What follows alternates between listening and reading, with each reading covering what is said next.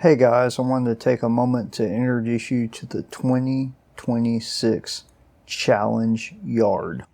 It is Bermuda grass, it gets full sunlight, it's small, it has no irrigation, so it's going to have to be watered with a normal sprinkler. Right now it's got a lot of spurge, bahia, it's got dollarweed, it's unlevel. You can see that it's not very green, it's really dry. The Bermuda grass isn't very healthy.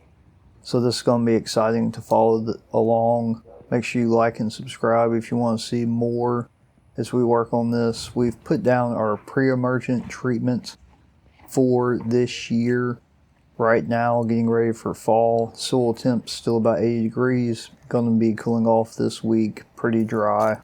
We're getting this ready for fall so that we can start working on it on spring. Our goal is to dominate this next year and try to get it as close to as 100% as possible. Disclaimer, I don't have full control over the watering or the inputs or outputs or mowing it, but I'm going to handle the soil nutrition, and we're going to show you what this Bermuda grass can do.